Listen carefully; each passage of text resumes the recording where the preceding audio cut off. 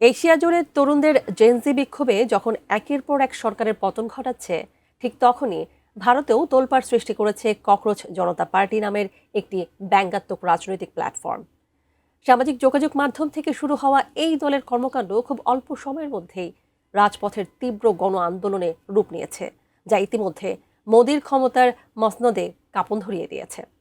তবে কোনো প্রচলিত রাজনৈতিক শক্তি ছাড়াই কিভাবে এত দ্রুত এই নতুন দলটির এমন উত্থান ঘটল, বিস্তারিত জানাচ্ছেন মেহেদী হাসান।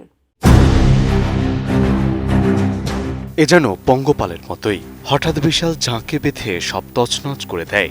যেমন তেলাপোকা টিকে আছে সেই ডায়নোসর যুগ থেকে আজ পর্যন্ত, যাদের স্বল্প সময়ের জন্য হয়তো দমন করা যায় কিন্তু নির্মূল করা সম্ভব নয়।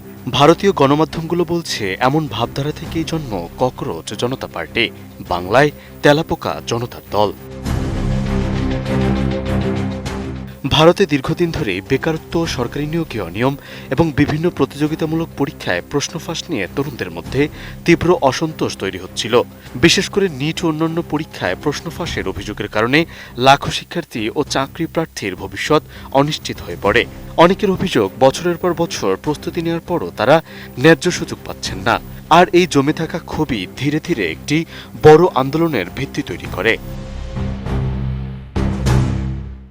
এই পরিস্থিতির মধ্যে 2026 সালের মে মাসে আম আদমি পার্টির সাবেক সোশ্যাল মিডিয়া কৌশলবিদ অভিজিৎ দীপকের উদ্যোগে অনলাইনে ককরোচ জনতা পার্টি বা সিপিজির যাত্রা শুরু হয়। শুরুতে এটি ছিল একটি সামাজিক যোগাযোগ মাধ্যম ভিত্তিক প্ল্যাটফর্ম।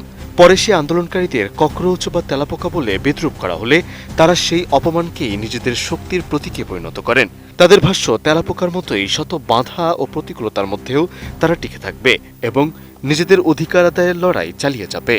আর এই বার্তাটি খুব দ্রুত তরুণদের মধ্যে ছড়িয়ে পড়তে শুরু করে।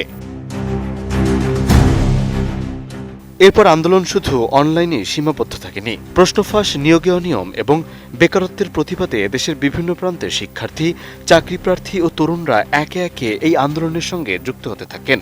শুরুতে শিক্ষামন্ত্রী ধর্মেন্দ্র প্রধানের পদত্যাগ, প্রশ্নফাঁসের নিরপেক্ষ তদন্ত এবং পরীক্ষা ব্যবস্থার সংস্কারের দাবি জানানো হয়। কিন্তু সময়ের সঙ্গে সঙ্গে আরও বেশি মানুষ এতে যুক্ত হওয়ায় আন্দোলনের পরিধিও দ্রুত বড় হতে থাকে।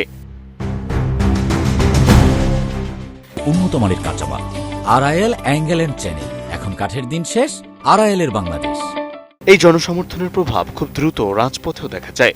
জুলাই মাসে নয়াদিল্লিতে সংসদ ভবনের সামনে হাজার হাজার শিক্ষার্থী ও তরুণ বিক্ষোভে অংশ নেন। এটিকে সাম্প্রতিক সময়ের অন্যতম বড় ছাত্র যুব সমাবেশ হিসেবে দেখা হচ্ছে। একই সময় ডিজিটাল প্ল্যাটফর্মেও দ্রুত জনপ্রিয়তা পেতে শুরু করে সিপিজি।